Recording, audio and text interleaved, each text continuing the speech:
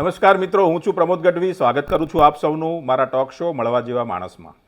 મિત્રો, આજે આપણે મળવાના છીએ એક એવા વ્યક્તિત્વને જેમણે એન્જિનિયરિંગનો અભ્યાસ કર્યો, ફાયર બ્રિગેડમાં સરકારી સેવા આપી, પણ અંતે હૃદયની ધડકન લોકસાહિત્યમાં સાંભળી.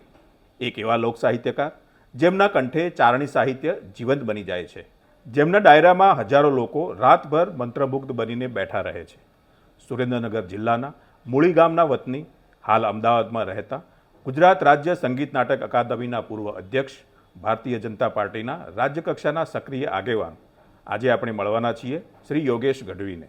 મિત્રો, આપણે તેમની પાસેથી જાણીશું તેમના બાળપણ, શિક્ષણ, એન્જિનિયરથી લોકસાહિત્યકાર બનવાની સફર, સંઘર્ષ, રાજકીય જીવન, પરિવારનો સહયોગ, જીવન મંત્ર, પુત્ર આદિત્ય ગઢવીની સફળતા પાછળના સંસ્કારો અને આજના યુવાનો માટેનો સંદેશ.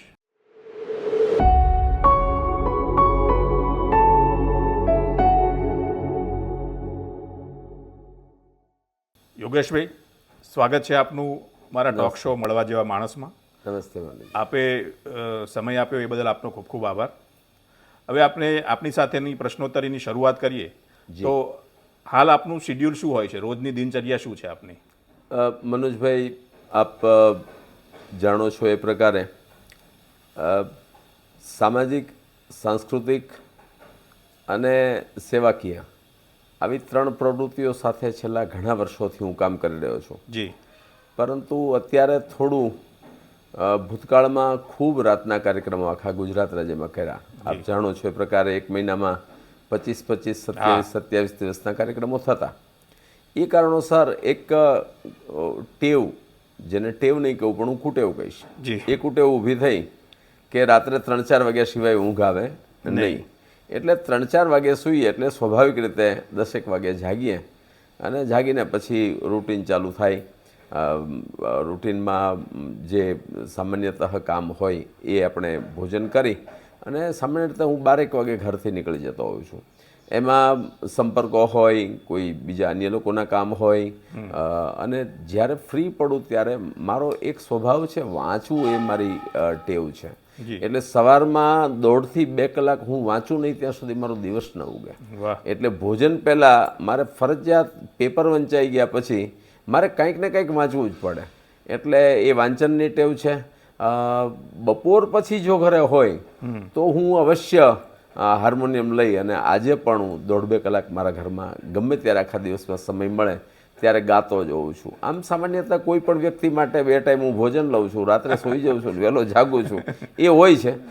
કસરત કરું છું એવું કહેતા હોય છે, પણ મને એવું લાગે છે કે કસરતની કાંઈ બહુ જરૂરિયાત અમારે રહેતી નથી અને હજુ મેં કરી નથી. યોગા માટે ઘણા લોકો આગ્રહી હોય છે કે યોગા કરતા હોય છે, જે કરે છે ને ધન્યવાદ છે. આપણી ભારતીય પરંપરાની બહુ અદ્ભુત વસ્તુ છે. પણ હું તો બધાને કહેતો હોઉં છું કે યોગા, મને ઘણા લોકો પૂછે કે તમે યોગા કરો છો? મેં કીધું ભાઈ, અમારું જીવનનું શિડ્યુલ જ એવું છે કે મોડી રાત્રે શું મોડા જાગવું, એમાં યોગા ક્યાંથી થાય? અને યોગાનું મને પૂછે ત્યારે હું કાયમ મનોજભાઈ એમ કહેતો હોઉં કે યોગા એટલે YOGA થાય, અને YO એટલે યોગેશ અને G એટલે ગઢવી. હું સ્વયં યોગા છું, મારું જીવન યોગા છે, એટલે મારે યોગા કરવાની જરૂરિયાત નથી રહેતી. આવી રીતે સામાન્યતા મારું કામ ચાલતું હોય. બાળપણની થોડી યાદો આપણે વાગોળવી છે, તો આપનું બાળપણ કેવું રહ્યું અને કેવી રીતે ગુજર્યું? આમ મારો જન્મ રાજકોટ, અત્યારે હાલનો જિલ્લો મોરબી, એનું વાંકાનેર ગામ મારું મોસાળ, અને એ જન્મ પછી 2.5-2.5 મહિનાનો હું થયો હોઈશ અને મૂળી આવી ગયો. મૂળીમાં હું 1 થી 11 વર્ષ સુધી રહ્યો. એટલે 11 વર્ષનો મારો ઉત્તમોત્તમ સમય છે એ મૂળીમાં ગયો. એટલે બાળપણ મૂળીમાં જ ગયું? જી, મારું બધું જ બાળપણ અને 6ઠ્ઠા ધોરણ સુધીનો અભ્યાસ પણ મારો મૂળીમાં રહ્યો. પ્રાથમિક શાળામાં અભ્યાસ કર્યો અને એ દરમિયાનમાં મજાની વાત એ છે કે અમારો પરિવાર એટલે મૂળી રાજકવિ પરિવાર. એ કારણોસર અમારે ઘણી મોટી જમીન અને ખેતીવાડી ઘરે. એટલે ઢોર, ઢાંખર, ઘણા લોકોને તો તમારા પોડકાસ્ટમાં લોકો પૂછશે કે યોગેશભાઈ બોલ્યા તો એ ઢાંખર એટલે શું? તો હું હરસુરભાઈ કહે છે એ શબ્દોમાં કહું કે ઢોર અને ઢાંખર, એ હરસુરભાઈ એવું કહેતા કે ઢોર અને ઢાંખર. તો મને પૂછે કે યોગેશ, આ ઢોર તો બરાબર છે, ઢાંખર એટલે શું? એટલે હું પૂછું કે મને નથી ખબર, ત્યારે હરસુરભાઈ એમ કે ઢોરની વાહે વાહે જે ફરે ને ઢોરની ભેળે ભેળા રહે એ ઢાંખર કહેવાય. તો અમે ખરા અર્થમાં ઢાંખર હતા. એટલે આજે પણ મારા ઘરે બાંધેલા એ 12 બળદો એ મને યાદ છે. મારા ઘરે હતી એ 4-5 ભેંસું, એમાંથી ખડેલી કઈ, એમાંથી અઢો કયો, આ બધા ભેંસોના નામ. અને ઢોર ઢાંખર, ખેતીવાડીનું જીવન, વાડીએ જવું, ખેતરે ભાત દેવા જવું, અને એની સાથે પાછો શાળામાં પ્રવેશ કરી અને ભણતા જઈએ. એ દેશી અમારી શાળા, જે શાળામાં કોઈ યુનિફોર્મ નહોતા, પણ શિસ્ત અદ્ભુત હતી, શિક્ષકો અદ્ભુત હતા, અને એમને જે શીખવું એ આજે પણ ભૂલાતું નથી. એટલે એ અમારા વડીલો, અમારી પરંપરા, અમારા 2 મંદિરો, સ્વામિનારાયણ મંદિર મૂળી ખાતે બ્રહ્માનંદ સ્વામીએ જે બાંધેલું એ મૂળીનું સ્વામિનારાયણ મંદિર, અને બીજું અમારા કુળદેવતા મૂળી 24ના પરમાર ક્ષત્રિયોના એ માંડવરાયજીનું મંદિર. મને એવું લાગે છે કે આ 2 જગ્યાઓ, અને બાકી મારા ઘરમાં જે આવેલા ગોખલા છે, મારી કુળદેવી ચાળકનેચી ને મોગલમાં, એ ગોખલાઓએ અમને ગજબ તાકાત આપી અને ગજબ જીવન જીવવાનો અનુભવ આપ્યો. ગ્રામ્ય જીવન આપણે જે ગાઈએ છીએ ને કે આપણા મલકના માયાળું માનવી, માયા મેલીને મરી જાશું મારા મેરબા. મનોજભાઈ, માયાળું માનવી એટલે શું એ આજના દિવસે સમજાવી શકાય એવું નથી. માયાળું માનવી એટલે તો અદ્ભુત માયા હતી. એ ગ્રામ્ય જીવન મેં 11 વર્ષ સુધી ગામડામાં જોયું કે જ્યાં માયા હતી, અને હાવ સાચી માયા. ખવડાવી દેવું, રાખી દેવું, કોકના દખમાં દુઃખી થવું, કોકના સુખને જોઈને રાજી થવું, આ જે અંતરની અમીરાત હતી ને એ ગ્રામ્ય જીવનમાં મને ખૂબ, આજે પણ એ મને દ્રશ્યની રીતે, કદાચ હું તો વક્તા છું એટલે તમે મને બોલવા બેસાડો તો હું 9 દિવસની કથા કરી શકું મારા ગ્રામ્ય જીવન ઉપર. પણ અદ્ભુત આનંદ અને અદ્ભુત શીખો. મારા દાડીમાં આજે મને યાદ આવે, મારા 4 મોટા બાપુ એ આજે મને યાદ આવે, જેમને અમને સંસ્કાર આપ્યા. અમને બાળપણથી શ્લોકો શીખવામાં આવતા, અમને ચોપાઈનું ગાન શીખવામાં આવતું. અમારા ઘરમાં સંસ્કાર, સાહિત્ય આ 2 એક ધારું પેઢીઓથી રહ્યું હતું, અને એનો મને ખૂબ બાળપણમાં લાભ મળ્યો. અચ્છા, એન્જિનિયરિંગ સુધીનું સફર કેવી રહી? મનોજભાઈ, પ્રાથમિક શાળાનો અભ્યાસ કરીને પછી અમે સુરેન્દ્રનગર રહેવા આવ્યા. સુરેન્દ્રનગરમાં મારું હાઈસ્કૂલનું ભણતર પૂરું થયું, અને 12 સાયન્સ સુધી મેં અભ્યાસ કર્યો.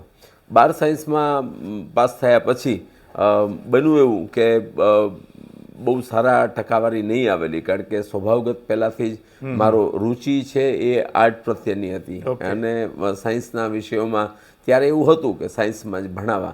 મને સાયન્સ ગમે બહુ. આજે પણ મને કોઈ કેમેસ્ટ્રીની વાત કરે તો હું કેમેસ્ટ્રીની વાત કરી શકું. આજે પણ મને કોઈ એમ કે થર્મોડાયનેમિક્સ શું, એટલે તો હું એની વાત કરી શકું. આજે પણ મને કોઈ બાયોલોજીની વાત કરે તો ડાયજેસ્ટિવ સિસ્ટમ શું, એ હું બાયોલોજીમાં ભણ્યો છું, એ પ્રમાણે ભલે મેડિકલ નથી ભણ્યો પણ મને ખબર પડે. તો સાયન્સ ગમતું, રુચિકારક હતું, પણ એટલી મહેનત હું નહોતો કરી શકતો, એટલે ટકાવારી ઓછી આવી. અને એના કારણોસર મને કચ્છ આદિપુર તોલાણી ફાઉન્ડેશનમાં પોલિટેકનિક હતી, એમાં એન્જિનિયરિંગમાં એડમિશન મળ્યું, અને સિવિલ એન્જિનિયરિંગ મારો ગમતો વિષય હતો, એટલે એ એડમિશન લઈ અને હું એન્જિનિયરિંગ ભણવા ગયો. પણ એન્જિનિયરિંગ પછી આમ લોક સાહિત્ય તરફનું કેવી રીતે જવાનું થયું? ઘરમાં હવે કોઈ માહોલ હતો કે આમ પહેલેથી કોઈને જોયેલા? મનોજભાઈ, મારા ઘરમાં તો વાતાવરણ હતું જ. અમારા ઘરમાં મારા પિતાશ્રીના મોટા બાપુ, જેને અમે બાપા કહીએ છીએ, એ પથા બાપુ રોજ બપોરે જાગી અને જેમાં પછી જે અડધો કલાક આરામ કરતા હોય આપણા વડીલો ગામડામાં, એ આરામ કરીને પછી જાગે એટલે અવશ્ય રામાયણનું ચોપાઈઓનું ગાન કરતા એ. એટલે અમારા ઘરમાં રામાયણનું ગાન અમે બાળપણથી સાંભળેલું છે. શ્રાવણ મહિનો આવે એટલે અમે શિવમહિમન સ્તોત્ર આખો અમારા પરિવારના મોઢે સાંભળેલો છે. જ્યારે જ્યારે અનુકૂળતા હોય ત્યારે અમારા ઘરમાં હરિરસનું ગાન બધા જ કરતા. આજે મારા ફૂઈઓ છે એ 90-92 વર્ષની ઉંમરે એમનું જીવન સરસ રીતે જીવી અને ભગવાનના ધામમાં ગયા છે. એમને આજે 5-7 વર્ષ થયા. એ બધી નાની ઉંમરની દીકરીઓ હતી ત્યારે પણ આખા હરિરસ અને આખા દેવ્યાણ આવડતા. અને રામાયણનું ગાન એ પણ ચોક્કસ પ્રકારે કરવું, સંસ્કૃતના શ્લોક છે એ શુદ્ધ ઉચ્ચારો સાથે કરવા, એ અમારા પરિવારમાં બહુ જ. એટલે ચારણી સાહિત્ય, ચારણી ગાન, આપણી પરંપરા, આ બધું મને ઘરમાં તો હતું જ. પણ પછી અમારા ઘરમાં એક નિયમ હતો. અમારા ઘરમાં આમ ચારણ સમાજમાં હું ગૌરવ સાથે કહી શકું કે અમારા ઘરમાં 3 પેઢીથી શિક્ષણ હતું. મારા પહેલાની 3 પેઢીઓ શિક્ષિત હતી. ઓકે. અને મારા બાપુજીના મોટા બાપુજી છે એ જમાનામાં ગ્રેજ્યુએટ થયેલા ઇંગ્લિશ અને સંસ્કૃત સાથે. એટલે 1942માં તો એ ઇંગ્લિશ અને સંસ્કૃતના પ્રકાંડ પંડિત કહી શકાય કે હોશિયારમાં હોશિયાર વ્યક્તિ કહી શકાય, એટલું સારું ઇંગ્લિશ હતું. આજે પણ એમનું કર્સિવ લેટર લખેલા કાગળો પડ્યા છે એ હું આપને બતાવું તો આપણે આશ્ચર્ય થાય કે 1941-42માં આવું ઇંગ્લિશ લખી શકતા. એટલે મારા બાપુજીના મોટા બાપુજી અને આમ ઘરના વડીલ તરીકે એમની જવાબદારી વધારે હતી. મારા દાદા શિવદાનજી બોક્ષા એ એમનાથી નાના ભાઈ, એટલે 2 ભાઈઓ હતા પથાભાઈ સાહેબ, એ આપણું જે કાયદેસરનું શિક્ષણ કહેવાય એ લીધું. આમને અમારા દાદાએ પ્રભુદાનજી બોક્ષાએ ત્યારે નક્કી કરેલું કે મારા 2 દીકરા છે તો એક દીકરાને આ અંગ્રેજો જે શિક્ષણ લાવ્યા છે આજની જે શિક્ષણ પદ્ધતિ એમાં ભણાવીશ અને એક દીકરાને મારું ચારણી સાહિત્યનું શિક્ષણ આપીશ. એટલે ચારણી સાહિત્ય ઘરે બેસાડીને મારા દાદા શિવદાનજી બોક્ષા એમને ચારણી સાહિત્ય પોતાના પિતાએ શીખવું અને એ શીખવતા શીખવતા પણ અત્યારે આપણે જેમ ભણ્યા વગર ઘરેથી જેમ પરીક્ષા આપીએ છીએ એ પ્રકારે આપણી ભુજમાં આવેલી વ્રજપત ચારણ પાઠશાળા એના બંને પાસ થયેલા. એટલે પથાભાઈ સાહેબ બોક્ષા, પથાભાઈ પ્રભુદાન બોક્ષા અને શિવદાનજી પ્રભુદાન બોક્ષા આ બંને છે એ ત્યાં ચારણી સાહિત્યના સર્ટિફિકેટ લીધેલા. આજે એનું લિસ્ટ જુઓ તો આ બેના મૂળી ખાતેથી નામ જોવા મળે છે. તો એવી રીતે શિક્ષણ આ સંસ્કૃત સાહિત્ય સંસ્કાર આ તો બધું અમારામાં હતું જ. પણ હું એન્જિનિયરિંગમાં આવ્યો એટલે મારામાં બધું મગમગતું હતું. એમાં મજાની વાત એ બની કે મારું મોસાળ છે એ ટાપરિયા પરિવારમાં વાંકાનેરમાં, અને વાંકાનેર ટાપરિયા પરિવારમાં જીતુદાનજી ટાપરિયા એટલે ખૂબ મોટા ખ્યાતનામ લોક સાહિત્યકાર, અને એ જમાનામાં રઢિયાળી રાતના નામે ડાયરાની શરૂઆત કરી અને ખૂબ કાર્યક્રમો કર્યા, સફળ ડાયરાઓ આપ્યા. એની ડાયરાની શિસ્ત એવી હતી, એની ડાયરામાં પરંપરા એવી હતી, અને એ ડાયરાઓ હું બાળપણથી જોતો. એટલે મને એનું એટ્રેક્શન હતું કે આ તો બહુ સારી વાત છે, આવું તો બોલતા શીખવું જોઈએ. અને મારા મામા જીતુદાનજીએ મને બોલતા શીખવો. મારા પિતાજી મને યાદ છે કવિદાસ બાપુની ટેરવા ત્યારે નવી નવી છપાયેલી, અને મારું ઉંમર હશે મને લાગે છે 5 વર્ષની ઉંમર હશે ત્યારે મારા પિતાશ્રી એ ટેરવામાંથી ગાય અને પછી મને બાજુ બેસાડીને એમ કે આવી રીતે આ ગાવાનું કે ધડ ધીંગાણે જેના માથડા મહાણે એનો હું પાળીઓ થઈને રે પૂજાવું રે ઘડવૈયા મારે ઠાકોરજી નથી થાવું. આ બધા ગીતો મારા પિતાશ્રી ગાય. મારા પિતાશ્રી પણ સારું ગાઈ શકે છે, આજે પણ હરિરસ સ્વાધ્યાય સભા ચલાવે છે. તો એ વખતે તો એમને મને શીખવે.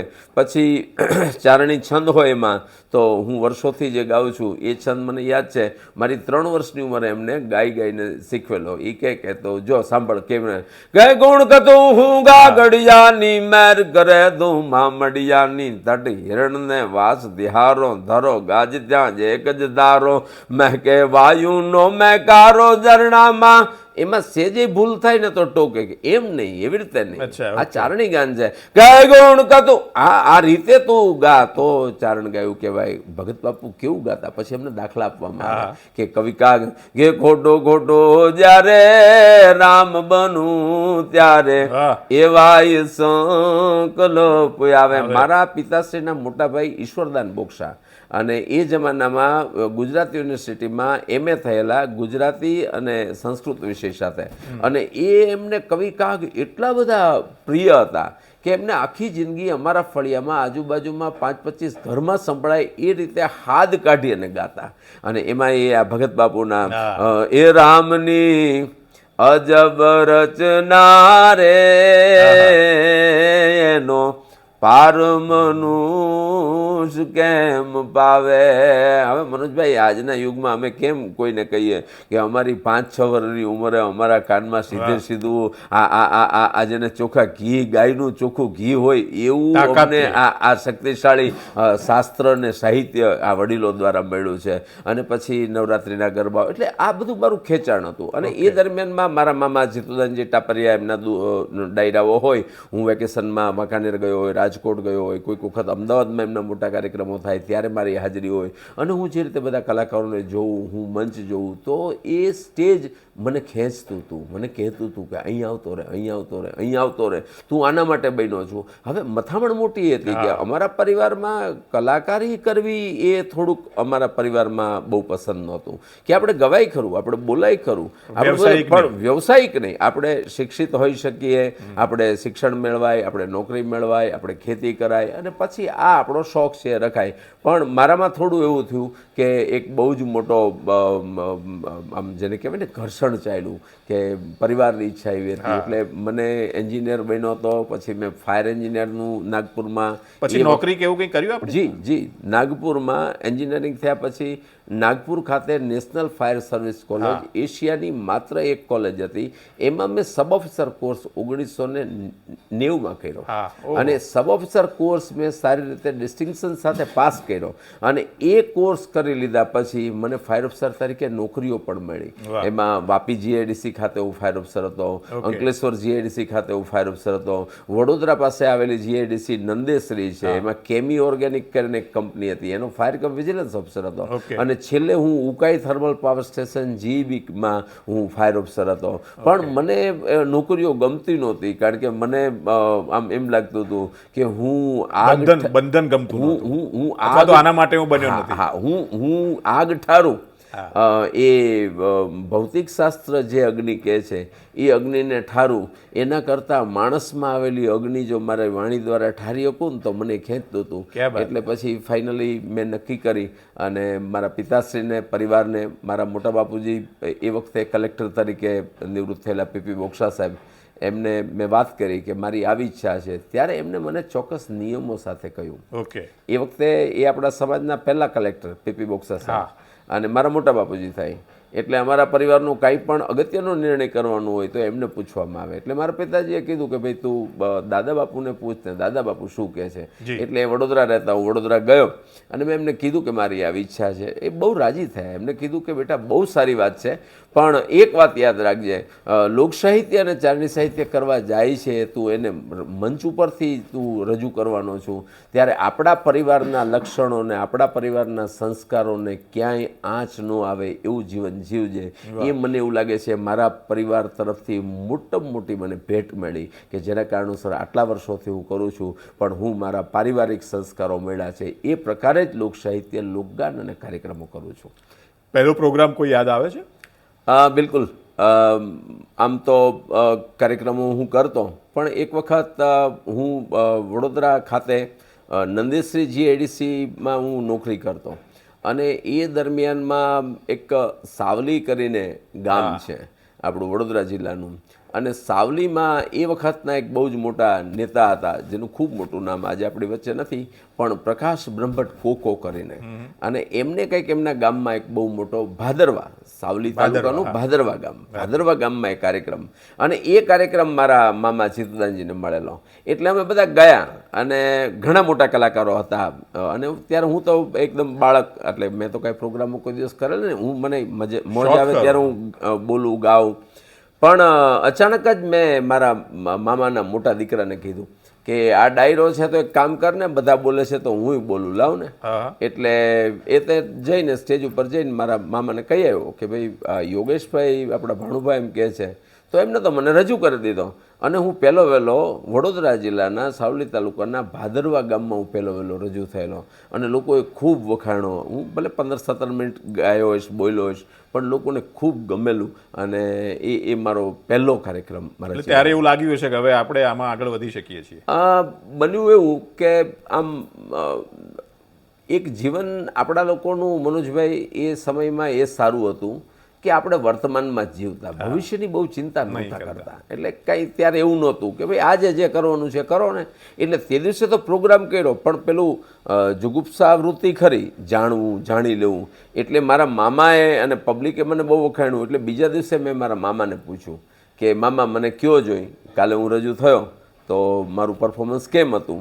એટલે મને એમને પૂછ્યું કે બાપા તમારા પરિવારમાં પ્રોગ્રામ કરવા ન દે એટલે હું ન કહી શકું, બાકી મારું હાલે તો હું આજે ને આજે તમારા ખંભે થેલો નાખી દઉં. વાહ. અને તમને આ જ પ્રવૃત્તિ કરાવું. એટલે મેં પૂછ્યું કે કંઈ સલાહ સૂચન ખરું, મારે કંઈ શીખવા જેવું ખરું? એટલે એમને ત્યારે મને એમ કીધેલું તમારે કાંઈ શીખવા જેવું નથી, તમે જે કરો છો તમે 100 ટચના સોના જેવા સીધા માતાજીએ કલા રજૂ કરવા માટે જ મોકલેલા વ્યક્તિ છો. કારણ કે એમનો અનુભવ હતો ને, એમણે તો કેટલા કલાકારો રજૂ કર્યા હતા. એ તો એમ કહેતા કે હું કલાકારને સામેથી હાયલો આવતો જોઉં ને તો 10 ફૂટ દૂરથી કહી દઉં કે આ સફળ થશે કે નિષ્ફળ થશે. મને 2 વ્યક્તિઓ મનોજભાઈ એવા દેખાયા છે. એક વાંકાનેરવાળા જીતુદાનજી ટાપરિયા, જીતુદાન ગઢવી, બીજા એક વ્યક્તિ તરીકે હર્ષુલભાઈ ગઢવી, અને ત્રીજા એક વ્યક્તિ આવે છે અમારા મૂળીમાં રાજ ગઢવી થઈ ગયા, રત્નુ શાખના. આ મૂળ ખીમરાજ ગઢવી નામ હતું, ખીમરાજભાઈ ગઢવી મારા પિતાશ્રીના ખાસ મિત્ર, અમે મામા કહેતા, પણ એ રાજ ગઢવી. આ 3 વ્યક્તિઓ જે કોઈ વ્યક્તિને જોવે ને એનું ભવિષ્ય ભાખી દેતા. અને એમને કીધેલું ભવિષ્ય અમારે રાજ ગઢવી એમને એમ કહી દે કે આ જ થાય, આમાં કાંઈ ફેર ન પડે. એટલે આજે હું પરિણામ જોઉં છું. એમના અવસાનને મને લાગે છે 20 વર્ષ થઈ ગયા, પણ આજે એમના શબ્દો શબ્દશઃ સાચા પડે છે. એ જ રીતે કલાના ક્ષેત્રમાં જીતુદાનજી એમ કે આ છોકરો હાલે જ એટલે એ હાલે જ. હર્ષુરભાઈ ગઢવી ગમે તેવી સારી રજૂઆત હોય, તાલીઓના ગડગડાટ થઈ ગયા હોય, અને હું હર્ષુરભાઈને પૂછું કે આની રજૂઆત બહુ સારી, બધાએ તાલીઓ પાડી, કેમ લાગે છે? એટલે મને કહે કે પરફોર્મન્સ બહુ સારું પણ લાંબુ નહીં ખેંચે, તું જોજે. અચ્છા. હા, આવા વેધું.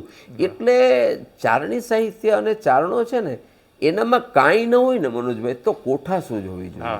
ગઈકાલે હું ગુજરાત યુનિવર્સિટીમાં યુવાનો ભેગા થઈ અને કાર્યક્રમ કરેલો, એ કાર્યક્રમમાં ગયેલો. મને આનંદ સાથે કહેવાનું મન થાય છે કે જે લોકસાહિત્યને, જે લોકસંગીતને, જે ચારણી સાહિત્યને એક સાવ ગામડાનું સાહિત્ય કહેવામાં આવતું હતું, એના બદલે આજે ઇંગ્લિશ મીડિયમમાં ભણતા લોકો આ સાહિત્યને પસંદ કરે છે. કાલે 450-500 છોકરાઓ, જેમાંથી 25 વર્ષથી ઉપરની કોઈની ઉંમર નહોતી, અને બધા શિવાજીનું હાલરડું સાંભળે, કસુંબીનો રંગ સાંભળે, આપણા મલકના માયળું માનવી સાંભળે, આપણા છંદો સાંભળે, ભારત માતા કી જય બોલે એની ભેગી મોગલમાની જય બોલાય છે.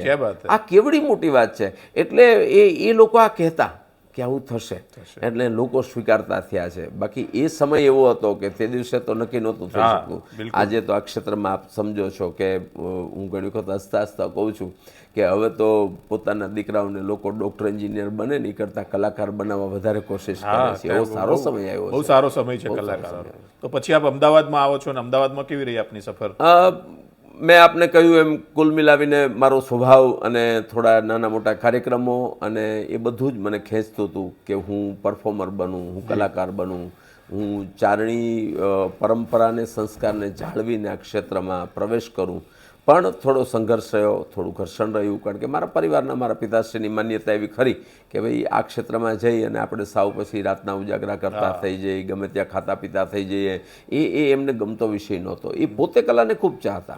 આજે પણ મારા પિતાશ્રી, એમને કલા ખૂબ ગમે. એમને તમે એમના મોઢે રાહડો ગૌરવો તો મને એવું લાગે છે કે એમના જેવો કોઈ રાહડો ન ગઈ શકે. પણ એમને આ ધંધાકીય પ્રોફેશનમાં આવું એ પસંદ નહોતું. પણ પછી મેં કીધું કે હવે મને તો આના સિવાય કંઈ નહીં સૂઝે. અચ્છા, અમદાવાદમાં આવ્યા પછી આપે ટેલિવિઝન માટે પણ ઘણું કામ કર્યું. તો ટેલિવિઝન અને લાઈવ પ્રોગ્રામોમાં શું તમે ફરક જોયો, અથવા તો એમાં બેમાં શું એના પોઝિટિવ નેગેટિવ પાસા શું હતા? મનોજભાઈ, સ્વાભાવિક એ ગાળો આપણો 99-2000નો, 1999 અને 2000. હું અમદાવાદમાં લગભગ 4-5 વર્ષથી આવી ગયો છું. નાના સંઘર્ષ કરું છું, થોડા કાર્યક્રમો કરું છું. દાખલા તરીકે એ વખતના કુંદનભાઈ ગઢવી એ મને પ્રોગ્રામો આપતા. એ વખતના આપણા વડોદરાના સમર્થદાન ગઢવી હતા. અચ્છા, ઓકે. એટલે આજના ખ્યાતનામ લોકગાયક કીર્તિદાનના પિતાશ્રી, એ સમર્થદાન ત્યારે વડોદરામાં, અને ત્યાં પ્રોગ્રામો કરતા. હા, સમર્થદાનજી પ્રેસ મીડિયા સાથે વડોદરા સમાચારના તંત્રી હતા પોતે, અને પ્રેસ મીડિયામાં ખૂબ મોટું નામ, પણ એ પણ જીવ કલાનો. એટલે કીર્તિદાનના પિતાશ્રી સમૃદ્ધાનજી એ ત્યારે વડોદરા સમાચારમાં નોકરી કરે, અને હું વડોદરા રહેલો, અને મારા સગા મામાના દીકરા ત્યાં ફાયર ઓફિસર હતા, હિતેશભાઈ ટાપરિયા. એટલે હું સમૃદ્ધાનના પરિચયમાં આવ્યો. સમૃદ્ધાનને ખબર પડી કે આ છોકરો સારું ગાય છે અને બોલે છે. એટલે સમૃદ્ધાનજીને જ્યારે કાર્યક્રમો મળે ત્યારે ચોક્કસ મને, હવે તો લેન્ડલાઇનનો સમય, એટલે ગમે ત્યાંથી ગોતીને કહી દે કે મહિના પછી એક આ કાર્યક્રમ ગણપતિનો મળ્યો છે ને આપણે ફતેપુરામાં કરવાનો છે ને.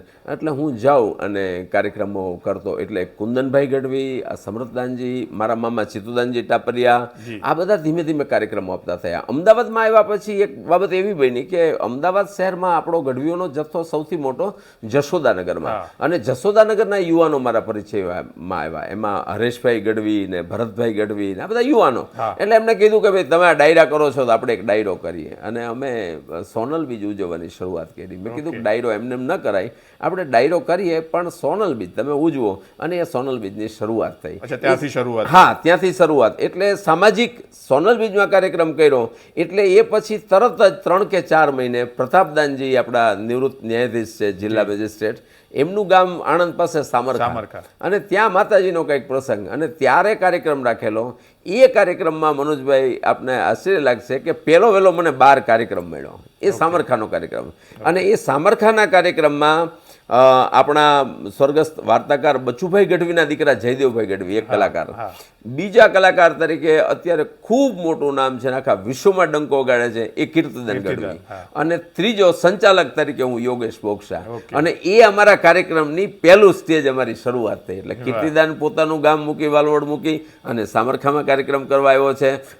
જયદેવભાઈ બચુભાઈના દીકરા જયદેવભાઈ ગઢવી એ વઢવાણથી આવીને કાર્યક્રમ, જયદેવભાઈ તો એ પહેલા થોડા કાર્યક્રમો આપતા, પણ મારું અને કીર્તિદાન ગઢવીની શરૂઆત સામરખા ખાતે અમારી થયેલી, અને એ અમારો પહેલો કાર્યક્રમ. હવે આ રીતે કાર્યક્રમોનો દોર તો ચાલુ થઈ ગયો. હવે અઘરી પ્રક્રિયા ત્યારે એ હતી કે ત્યારે સોશિયલ મીડિયા નહોતું, એટલે તમારે દરેક ગામમાં જવાનું. હવે હું ત્યારે થોડો ચૂઝી હતો, મારા પરિવારે કીધેલું ને, એટલે અમુક પ્રકારના કાર્યક્રમ કરું, અમુક ન કરું. દાખલા તરીકે આપણા સામાજિક કાર્યક્રમ હોય તો હું જઉં કે ભાઈ મને પૈસાની કંઈ નથી પડી પણ હું આવીશ, મનોજભાઈ આપણે ત્યાં છે તો હું આવીશ. તો એવી રીતે હું કરતો થયો. પણ બીજા અન્ય સમાજો હોય એમાં મને એમ થતું કે મારો પરિવાર કહેતો હતો કે ભાઈ આપણે બધે પછી આ નથી કરવાનું, એટલે થોડોક હું બેસી રહેતો કે ભાઈ આપણે બને ત્યાં સુધી માપે આપણે પસંદગીના કાર્યક્રમો કરવા. એમાં મારા મામા જીતુદાનજી ટાપરિયા એક વખત બહુ સરસ વાત કરી કે યોગેશભાઈ તમે આ કાર્યક્રમોમાં બધે કેમ નથી જતા? એટલે મેં કીધું કે મારા પારિવારિક મને એક જ્ઞાન આપવામાં આવ્યું છે કે આવું, એટલે એ આપણા નજીકના હોય એ જ કાર્યક્રમો હું કરું. એટલે એમને મને કીધું કે તમારે આ ક્ષેત્રમાં જ હવે કાયમ કામ કરવું છે? એટલે મેં કીધું કે હા, તો કે તો બધે કાર્યક્રમ કરવા જ પડે. એટલે મને કે કોઈના બાપનું મરણ હોય ને દાડાનો ડાયરો હોય તોય તમારે કરવો પડે, ને જન્મદિવસનો હોય તોય કરવો પડે. એ મને ગુરુ વાક્ય મળ્યું. એટલે મેં નક્કી કર્યું કે ભાઈ આપણે દરેકને ત્યાં કાર્ય. એટલે પછી તો હું દરેક સમાજમાં, કોઈ સમાજમાં હું નથી ગયો એવું નહીં. મેં નાના ઝૂંપડાઓમાં કાર્યક્રમ કર્યા છે. અને મનોજભાઈ ડાયરાની મજા પણ એ લોકો જો એમાં જે મજા હોય છે ને, એ તમારી 5000ની ટિકિટ લઈને આવેલો હોય અને 10 લાખની ગાડી લઈને આવેલો હોય ને, એ શ્રોતામાં મજા ન આવે. પણ ઓલા જે એટલે આપણા લોકોએ તો ગાયું છે ને કે ઝૂંપડીએ તમે કોક દી જાજો એ મહેમાને ના કોક દી થાજો. ઝૂંપડીએ ગયા હોય ને ત્યારે ખબર પડે. અને એ કોને ખબર પડી એવું કદાચ મને કોઈ પૂછે તો હું મનોજભાઈ ગઢવી સાથે વાત કરતા એટલું ચોક્કસ કહીશ કે મનોજભાઈ ઈ જોવા માટે તો સ્વયં દશરથ રાજાના પુત્ર અયોધ્યા મૂકી અને સબરીની ઝૂંપડીએ ગયા હતા, ને ત્યારે એનું જોયું કે ઝૂંપડીનો આવકાર હોય ને એવું કાંઈ ન હોય. કારણ કે કલાને, ક્ષેત્રને, સંવેદનશીલ વાતોને જેટલો માણસ એના આર્થિક સ્તરો સાથે એની માપ ન મપાય. હું ઘણા બધાને કહું કે અમીરાત અને ગરીબાઈ એ તમે એના આર્થિક માપદંડથી ન માપી શકો. અમારા ગરીબ માણસો જેને તમે કહો છો ઝૂંપડામાં રહેવાવાળા, ગામડામાં રહેવાવાળા, ખેતમજૂરી કરવાવાળા, ખેતી કરવાવાળા, એના ઘરમાં કાંઈ ન હોય પણ હૈયા જોવો ને તમે તો એટલા બધા ભરેલા હોય. એટલે એનો આવકાર હોય, મારા બાપ લઈ જાઓ ને આ તમારું, એ કહી શકતો હોય તો એ માણસો. એટલે પછી તો મેં ખૂબ કાર્યક્રમો ઉત્તર ગુજરાતમાં, મધ્ય ગુજરાતમાં. પણ મજાની વાત એ છે કે ત્યારે અમારી પાસે સોશિયલ મીડિયા નહોતું.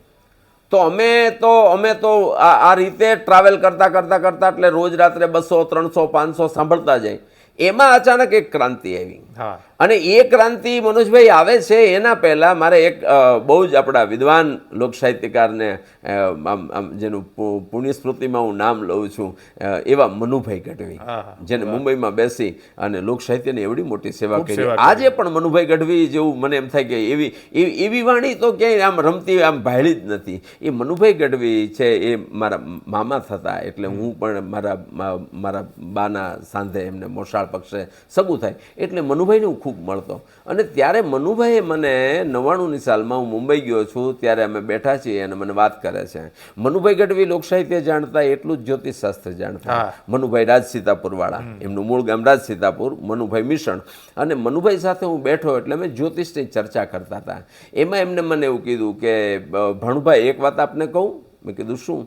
તો કે યુગ એવો આવશે કે જેને થોડું કંઈ બોલતા આવડશે ને થોડું કંઈ ગાતા આવડશે ને એને વાંધો નહીં આવે. એટલે મેં કીધું મને સમજાતું નથી. તો કે આપણે ત્યાં જે ગણતરી છે ને એના કરતાં એક જ્યોતિષશાસ્ત્રની સૈકાની ગણતરી હોય છે કે હવે આ શતાબ્દી આવશે કેવી આવશે. તો એમને મને કીધું કે બુધના પ્રભાવવાળી શતાબ્દી આવે છે. એટલે બુધ અને શુક્રનો એવડો મોટો પ્રભાવ આવશે કે એને જેને ગાતા આવડ્યું, જેને બોલતા આવડ્યું. એટલે હું મનમાં અંદર અંદર હરખાતો હતો કે આ તો મારા માટેની વાત કરે છે, મને થોડુંક ગાતા આવડે છે, મને થોડુંક બોલતા. એટલે મેં કીધું મામા આપ મને સમજાવો તો. એટલે મનુભાઈ ગઢવી રાજસીતાપુરવાળાએ મુંબઈમાં પોતાના ફ્લેટમાં 11મા માળે બેઠા બેઠા મને વાત કરતાં કરતાં કીધું કે યોગેશભાઈ એક વાત યાદ રાખજો. મેં કીધું શું? તો કે એટલી બધી ચેનલો આવશે, એટલી બધી ચેનલો. અરે મામા કઈ ચેનલો? તો કે ટેલિવિઝનની ચેનલો. અને ટેલિવિઝનની ચેનલો તો સરકાર કરી શકે ને 2-3 મોટી માલદાર કંપનીઓ કરી. મને કે ના, ઘરે ઘરે ચેનલો છે. આ શબ્દ હતા સ્પષ્ટ. મને કે ઘરે ઘરે ચેનલો આવશે અને ચેનલની કોઈ નવીનતા જ નહીં રહે.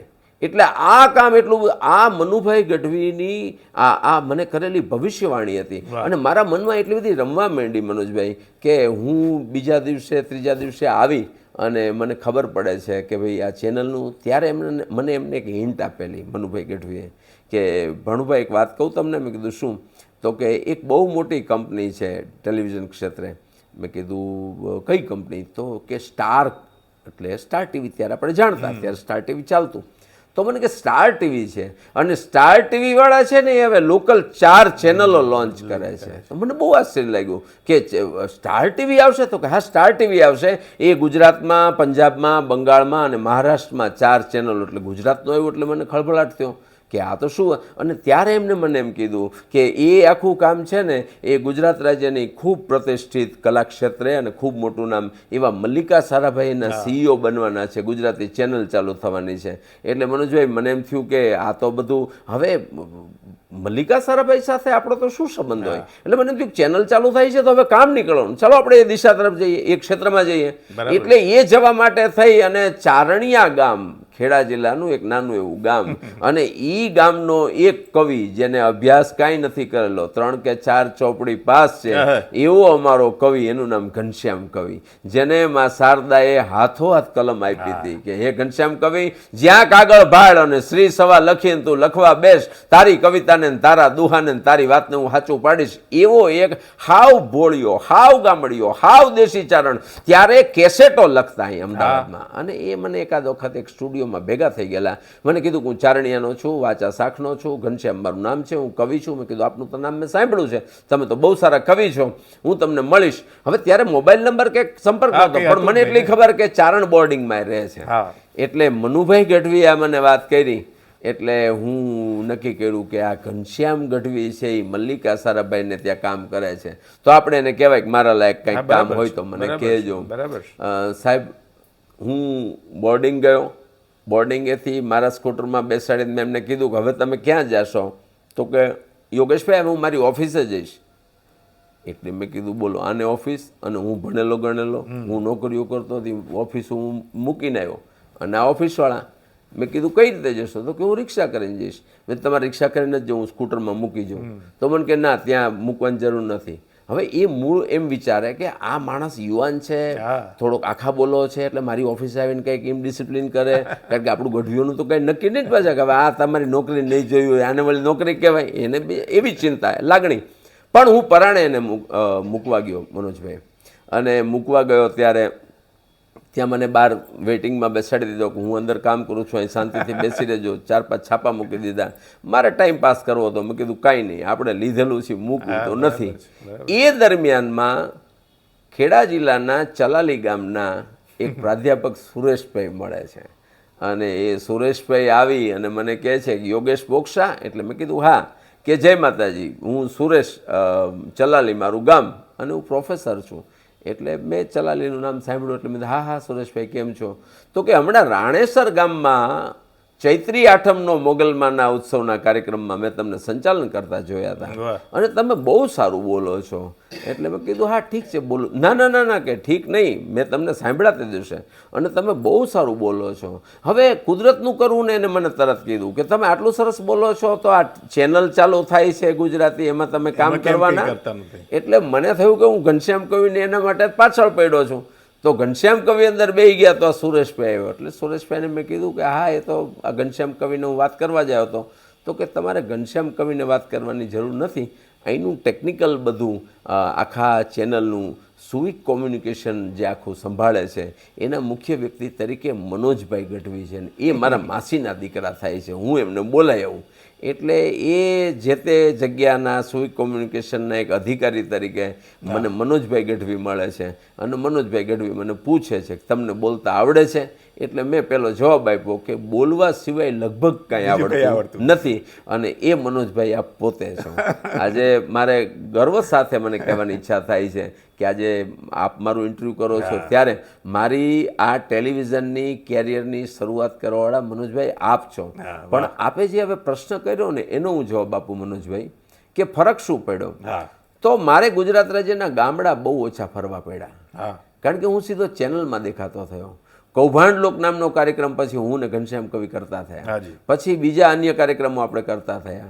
એટલે રોજ પ્રોમો જાહેરાત આ બધું જોતા ઘણા લોકો તમને રોજે રોજ જોવા લાગ્યા ને. એટલે બે રૂટ હોય છે કલાકારના, બે રૂટ હોય છે. એ જમાનાની વાત કરું છું. આજે આખા રૂટ ચેન્જ થઈ ગયા છે, પણ એ વખતે રૂટ એવો હતો કે તમે તમારા ગામડામાં પ્રસિદ્ધ થાવ, ગામડામાં પ્રસિદ્ધ થયા પછી તાલુકામાં પ્રસિદ્ધ થાવ, તાલુકાઓમાં પ્રસિદ્ધ થાવ પછી જિલ્લામાં પ્રસિદ્ધ થાવ, પછી બધા જિલ્લાઓમાંથી રાજ્યમાં પ્રસિદ્ધ થાવ, રાજ્યમાં પ્રસિદ્ધ થયા પછી 15-20 વર્ષ પછી કલાકારની એક ઈચ્છા રહેતી કે એકાદો મુંબઈમાં પ્રોગ્રામ થઈ જાય ને તો મજા આવે.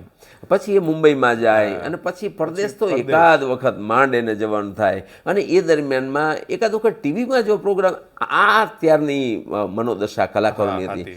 એના બદલે હું એટલો બધો લકી કે મારે આ ગામડાઓ ફરવા ન પડ્યા, મારે હું સીધો ટેલિવિઝનમાં આવ્યો અને સીધા ટેલિવિઝનમાં બધા કલાકારો આવી શકતે. પરંતુ એ વખતે કુદરતે માતાજી મને અમદાવાદ મોકલ્યો હતો ને હું અમદાવાદ શું કામ ખેંચાતો હતો એ મને નથી ખબર, પણ મને એમ જ હતું કે અમદાવાદ જ રહેવું છે. મારા પિતાશ્રી કહેતા કે સુરેન્દ્રનગર આવી જાય ને, બીજા અન્ય લોકો બીજી જગ્યાએ, પણ નહીં, મારે અમદાવાદ જ. એટલે અમદાવાદની મને આ સરળતા. અને મને એવું લાગે છે કે એ જમાનામાં માણસને પ્રસિદ્ધિ 25 વર્ષે મળે ને એ મનોજભાઈ મને માત્ર 1 વર્ષમાં મળી. બિલકુલ. અને પછી તો અમને કાર્યક્રમો પણ મળતા. એટલે ટેલિવિઝન હવે એ જ વસ્તુ અત્યારે બની. અત્યારે સોશિયલ મીડિયાથી જેટલો કલાકાર પ્રચલિત થાય છે એટલો બીજા કોઈ રીતે નથી થતો. લાખો લોકો સુધી તમે ઇમિડિયેટ પહોંચી શકો, સીધા તરત જ. આપણે બેઠા બેઠા બંને વાતો કરીએ છીએ, એ તમે જેવું મૂકશો એટલે આખી દુનિયા જોઈ શકે. પછી તમારે ભારતીય જનતા પાર્ટી સાથે આપ જોડાયા, તો એ કેવી રીતે જોડાવાનું થયું?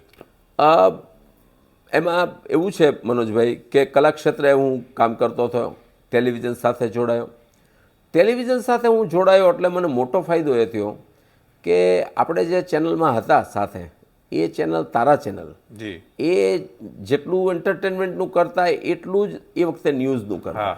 અને ત્યારે મલ્લિકાબેનની લીડમાં મને યાદ છે, નામ ન ભૂલતો હોય તો આજના બહુ મોટું નામ નિર્ણય કપૂર, એ આપણું ન્યૂઝમાં સંભાળતા.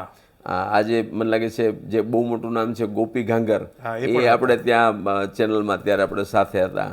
પછી આવા ઘણા બધા પત્રકારો સાથે, મીડિયાવાળા સાથે બેસવાનું થયું. એ લોકોને આપણે ઇનપુટ્સ આપી શકતા.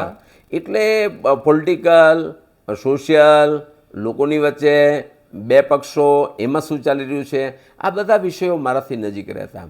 પણ પરિવારમાં કોઈનો સ્વભાવ રાજકીય ક્ષેત્રનો નહીં. અને આમ મને એવું લાગતું કે રાજકીય તો આપણે તો ક્યાંથી આવી શકીએ, આમાં તો કાર્યકર્તા શેરીમાંથી શરૂઆત કરે ત્યારે માંડ કરીને નગરમાં પહોંચતો હોય, એમાં આપણે ક્યાં જવું? અને કલાકાર છીએ, બરાબર છે.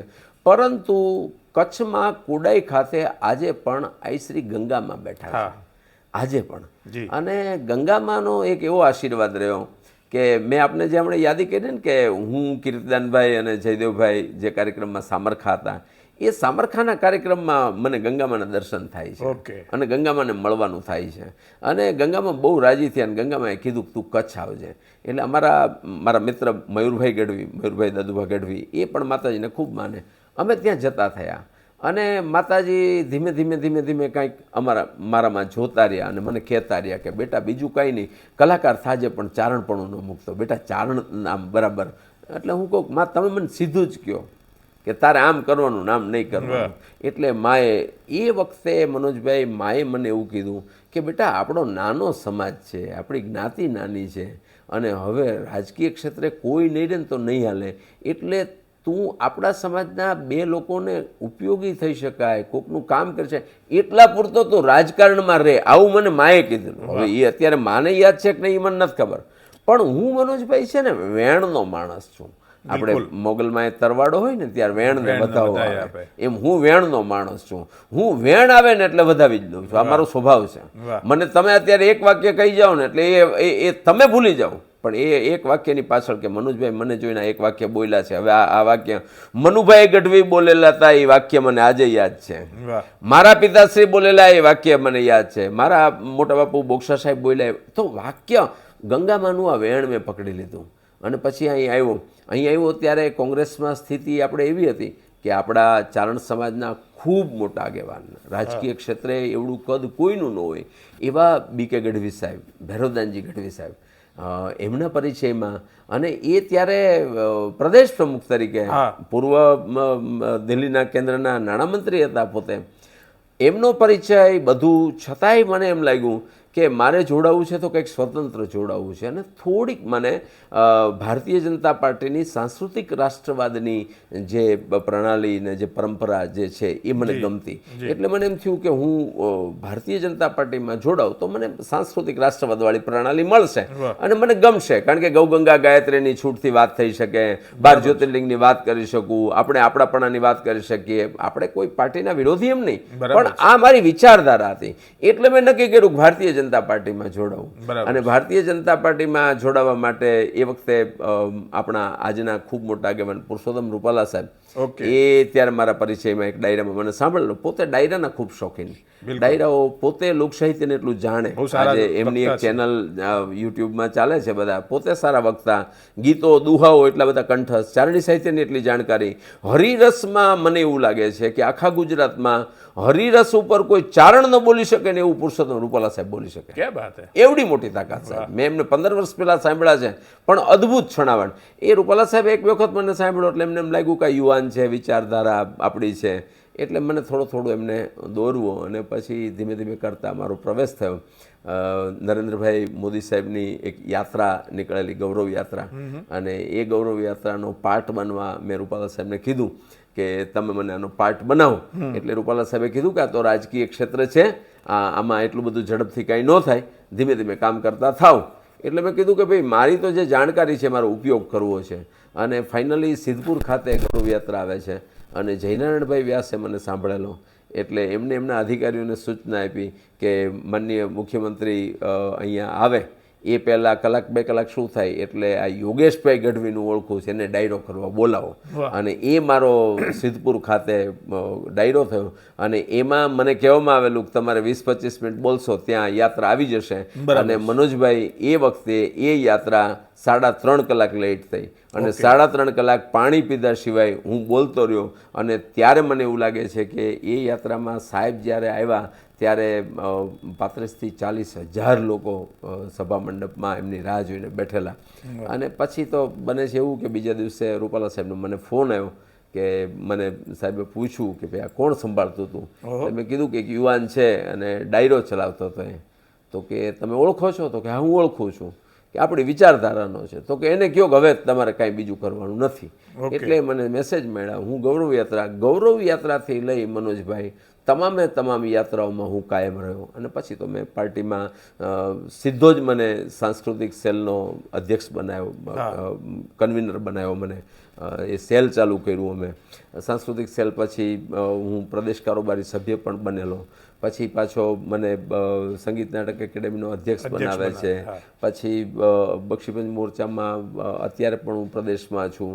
પણ મારો ભાવ એક હતો કે સાંસ્કૃતિક રાષ્ટ્રવાદની હું વાતો કરું અને એ વાતોના માધ્યમથી પદની એવી મહેચ્છા હતી નહીં. ના, પદની કે ચૂંટણીઓ લડવાનો સ્વાભાવિક લોકો એમ માનતા હોય કે આમાં ગયા છે એટલે એમને ચૂંટણી જ લડવી હશે. યોગેશભાઈ, મોદી સાહેબ સાથેના આપના કોઈ સંસ્મરણો છે? મારા જીવનમાં હું મારી જાતને ભાગ્યશાળી માનું છું જી. કે એક ગઢવી ચારણ તરીકે એક રાજકીય પાર્ટીના કાર્યકર્તા તરીકે કામ કરવાની મને તક મળી. જી કારણ કે લોકતંત્રમાં રાજકીય પાર્ટીઓનું બહુ મહત્ત્વ હોય છે અને એમાં કાર્યકર્તાનું ખૂબ મોટું મહત્ત્વ હોય છે. બિલકુલ. એટલે કાર્યકર્તા તરીકે મેં જે કામ કર્યું એમાં નરેન્દ્રભાઈ મોદી સાહેબ સાથે જે કામ કરવાનો મને અદ્ભુત અનુભવ મળ્યો છે. એમની એટિકેટ, એમની સ્ટાઇલ, એમની ઝડપ, એમનું ચાલવું, એમનું બેસવું, એમનું બોલવું, આ બધી બાબતો નરેન્દ્રભાઈ મોદી સાહેબને ખૂબ પ્રભાવિત કરી જાય.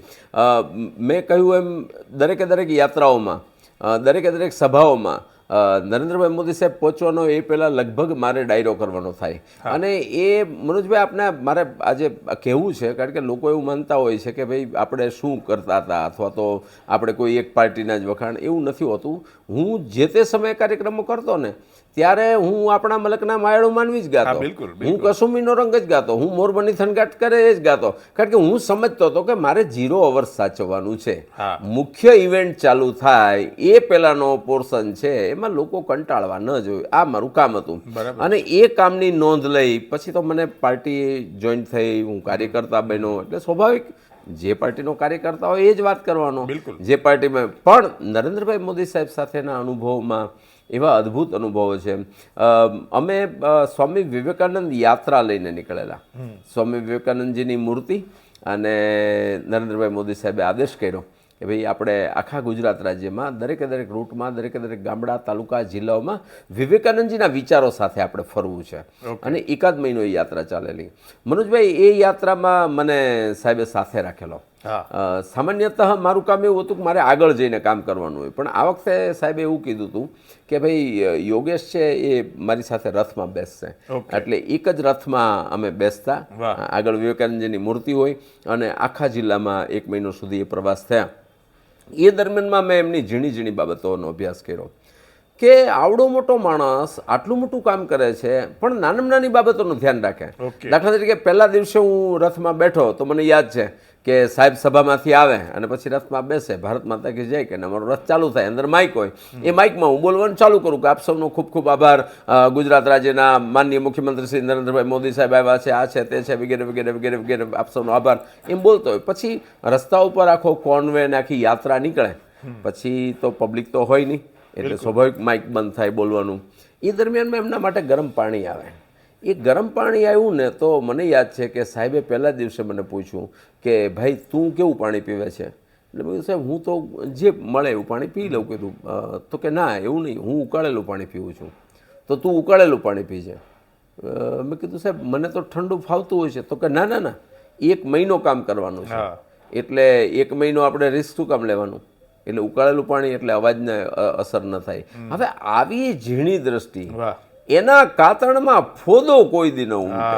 કવિ કાગે ભગત બાપુએ ગાંધીજી માટે લખ્યું છે. પણ આ બધી વસ્તુઓ હું નરેન્દ્ર મોદી સાહેબમાં જોઈ શક્યો છું કે એને મારી ચિંતા. પછી પોતે જેઠીમધનું લાકડું રાખતા હોય તો પોતે બોલ્યા છે એટલે ખબર સ્ટ્રેસ પડે. અમારા રથમાં પણ મારે સતત બોલવાનું થાય તો મને જેઠીમધના લાકડા માટે આગ્રહ કરે કે તું આ ખાઈ લેજે. ચાનો સમય આવે ત્યારે, એમની ચા આવે ત્યારે ચોક્કસ યાદ કરી કે તું ચા પી લેજે પહેલાં. આવી નાની બાબતો મને એમ થાય કે આવડો મોટો માણસ, આજે તો આવી કોઈને વાત કરવા બેસો તો કોઈ માને. હવે એમાં એક ઘટના એવી બની કે અમે લગભગ ખેડા જિલ્લાનું કોઈ આપણું બાયડ ને એ સાઈડનું આગળનું કોઈ ગામ હતું અને એ ગામમાં થાય એવું કે સભાનું સ્થળ હોય. દિવસ દરમિયાન 6 થી 7 સભાઓ થાય એટલે ત્યાં લોકો એકત્રિત થઈ ગયા. એટલે રથમાંથી મોદી સાહેબ ઉતરે અને મંચ પર જાય, મંચ પર એમનું સન્માન થાય અને પછી એ 25-30 મિનિટ વિવેકાનંદજીના વિચારો સાથે રાજ્યના લોકોને. હવે એ દરમિયાનમાં હું ફ્રી પડું એટલે હું રથમાં હોઉં. હવે રથ છે મોટી વોલ્વો બસમાં બનાવેલો. હવે એ વોલ્વો બસ છે એ પેલી સિંગલ પટ્ટીનો રોડ, સ્થળ જે નક્કી કર્યું છે સિંગલ પટ્ટીનો રોડ. એટલે રથ વોલ્વો બસ જે હતી એ પાછી ફરવા ગઈ એટલે એનું પાછળનું આખું વ્હીલ માટીમાં ઘૂસી ગયું કારણ કે રોડ પેલો સિંગલ. હવે એમાં તો જેટલો પ્રયત્ન કરે એટલે રથ અંદર બેસતો ગયો. વોલ્વો બસ એટલે લોકોને પૂછ્યું, અમારા બધા નેતાઓ જેની જવાબદારીઓ હતા, જેનું દાયિત્વ હતું એ બધા ભેગા થયા કે આનું શું? બધાએ કીધું કે આમાં કાંઈ ન થઈ શકે, આને કાઢી જ ન શકાય. આને તો તમારે ક્રેન મગાવવી પડે ને ક્રેનથી બહુ જ કાહટી કરો ત્યારે માંડ નીકળે એટલે નીકળવાનો સમય.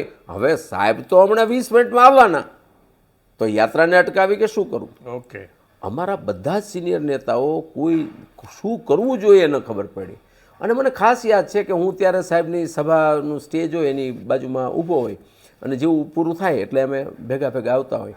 હવે આ રથ બંધ હતો એટલે મને ખબર હતી કે રથમાં તો મારે રહેવાનું, નહીંતર તો મારે અગાઉ રથમાં જઈને માઇક ચાલુ કરી દેવું પડે.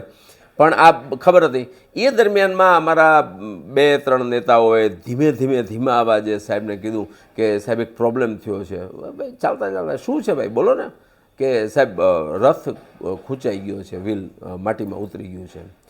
આપ નહીં માનો, ક્ષણની પણ ચર્ચા કે ચિંતા કર્યા સિવાય એમને તાત્કાલિક નિર્ણય આપ્યો કે મારી કોન્વે તૈયાર કરાવો અને મારી ગાડી છે એમાં મને બેસાડી દો અને વિવેકાનંદજીની મૂર્તિને આગળ લઈ લો. હું કોન્વેની જે ગાડીઓ છે એમાં બેસી જાઉં છું.